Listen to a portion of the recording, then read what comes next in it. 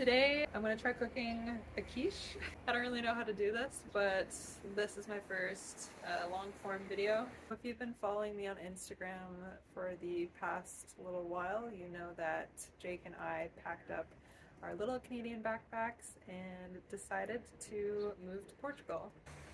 And it has been beautiful, but things have been a little bit more difficult than I thought they would be. Traveling with, I'm going to be generous and say an intermediate level of understanding for the language has been difficult, as well as my stomach health.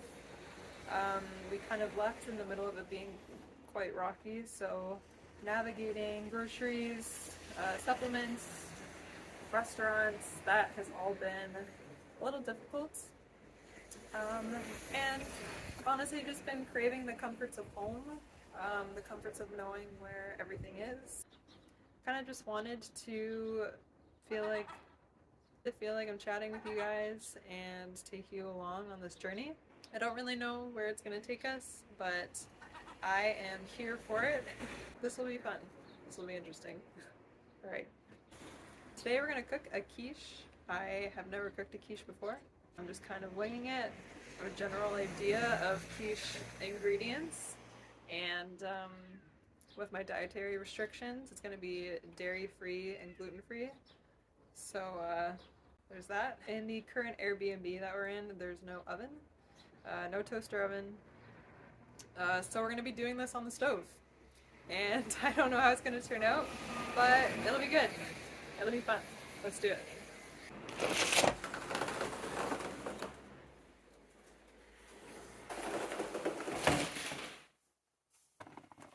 So I know they start with eggs. Quiche definitely has eggs. I'm gonna add some ground beef for some extra protein. Mushrooms, definitely mushrooms. And I don't know, maybe some cabbage, perhaps. I don't know, does cabbage go in quiche? I think let's just do carrots.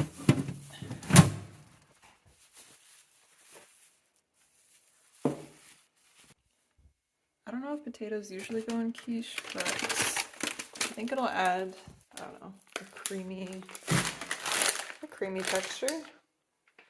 Yeah. Okay, this is good. Definitely onion. Alright. Salt. Yeah, basil. Sure, why not? Maybe some bay leaves. Alright. I don't really know how to make quiche. Never made it before. But we're gonna go for it. It's gonna be good. We're working with minimal ingredients because I have a lot of dietary restrictions. Got a lot of stomach issues. We're working with very minimal stuff. And we also don't have an oven. We are just going to fry it up and hope that it works on the stove. I'm optimistic. I think it'll work. I don't know. What do you think? I think this one. Yeah. Let's do that one. I don't remember the last time I used a paring knife. I usually just have one sharp knife at home, and it's a chef's knife for everything. We'll make it work. So we decided to move to Portugal because my family is Portuguese and I was able to get my citizenship through descent. Housing is just more affordable right now, and we're looking to buy a condo. Owning a property in Canada, as many of you will know, is not an easy thing to do right now. Not saying that it's the most affordable here either, but it's much more, or there's a lot more opportunities too. And down here in the Algarve, there are some beautiful beaches, and we really wanted to be by the ocean as well as be in a semi-busy city. Also, not to diss on Lisbon, which is where we were prior to the Algarve, but people are a lot more at ease, I think. Maybe it's, you know, the few degrees warmer in weather that makes a difference. Maybe it's the access to the ocean. People are, I think, more stressed. It's more fast-paced. I definitely got the energy that they're kind of sick of tourists, which I also completely understand. But I think that really got to me, to both of us, and it's been really refreshing to just kind of take it easier this month. And I don't know, there's just less overstimulation, there's less people, it's quieter, I feel like I have space to think. But yeah, I've really been enjoying cooking. Cooking has been really hard. It's getting easier, but it's been really hard since my new restrictions with my stomach. I've been chronically ill for a while. It's also kind of been changing. About a little over a year ago, I got a really bad stomach infection that caused some gastritis. Went on PPIs to heal that, and I was ill-informed on what to do long-term to avoid a recurrence. And here I am again with gastritis that is chronic. So I've just been really trying to heal my stomach lining because it's very inflamed. And eating out at restaurants is hard because I think it's easy. It's easy enough to explain that you can't have major allergens like dairy and gluten, but I don't know, I feel like people think you're picky when you say I can't have any vinegar, I can't have any spice, like heat. I can't have tomatoes, oranges, lemon. You know, it gets, I feel like I'm kind of bothering the kitchen in that sense because food is meant to be enjoyed the way that they prepare it. To some extent, you know, I get it. Some people can't, and a lot of places will make exceptions for allergies, but I feel like it was a little bit easier back at home. Probably a lot of things I'm doing wrong right now. Oh well, it's my quiche. Also, alcohol is another thing that I am avoiding right now, probably in the future as well. I'm hoping to get to a point where I can have like an occasional glass of wine, but definitely won't be overindulging in alcohol anymore. That is something that's really bad for gastritis. It really just tears apart your stomach lining. And I have a sensitive tummy. My whole family does. We have a variety of stomach issues. Seems to be somewhat hereditary. But yeah, I was really upset about no alcohol. It's been hard, especially socially. It's such a huge thing. I think all over Europe. I mean, worldwide really, but especially here, and it's so cheap. I mean, you can get a bottle of wine at a supermarket here for €1. The cheaper ones, but I mean, on average, it's like €3 to €6. So for me, this ingredient is very exciting. I haven't had onion in 2 months. Yeah, 2 months. And I used to cook every single meal, breakfast, lunch, and dinner with onion and garlic, just tons of it. They are my absolute favorite foods, along with shrimp. And apparently those are inflammatory.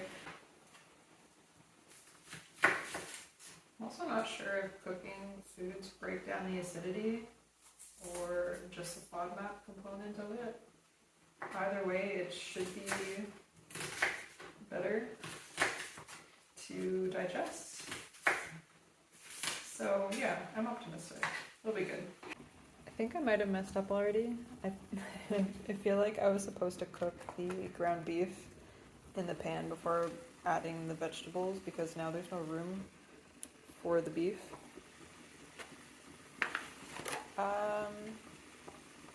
You know what? It's fine. We're just gonna put it in.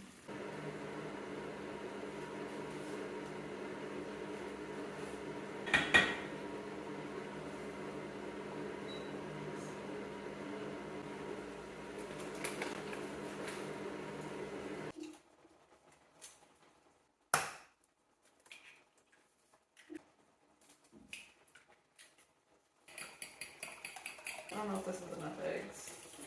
Okay, but we still have the cream. This is okay. A little bit of salt.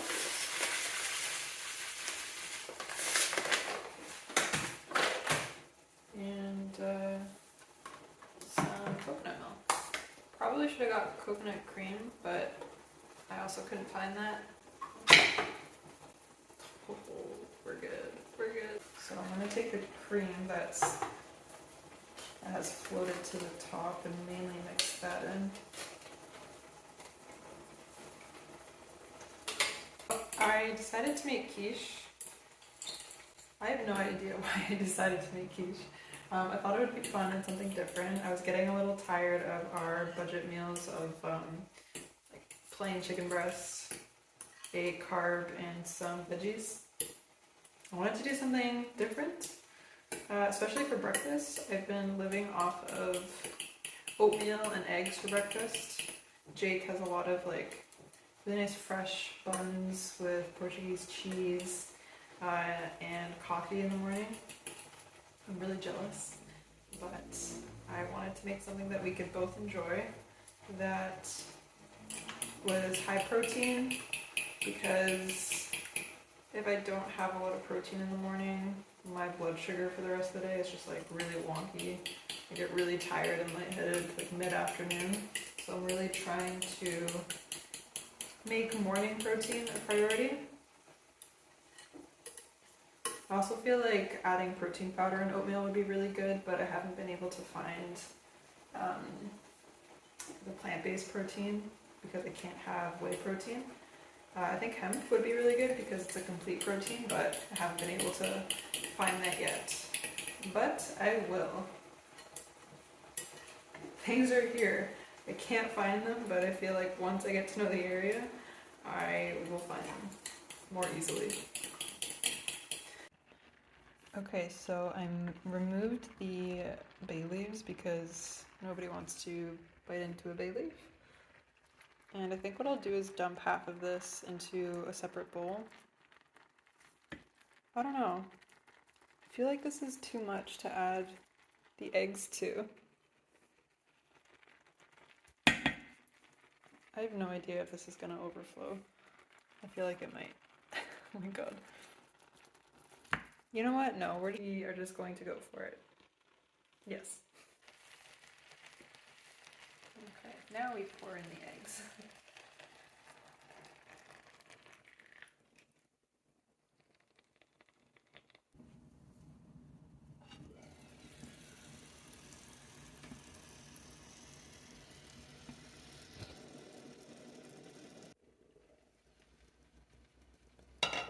It's very soft, but it looks good. I think it'll be good.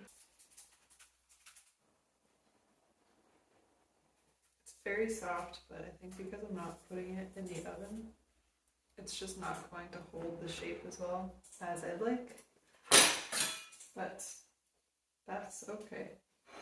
I don't really know how to do this.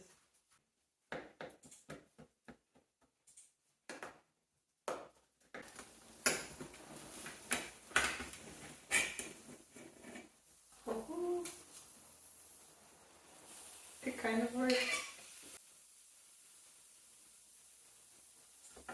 Oh my god, yeah. The pan is black. Okay. It is so burnt. Oh my god. Like, edible or no? You know, it actually doesn't look that bad.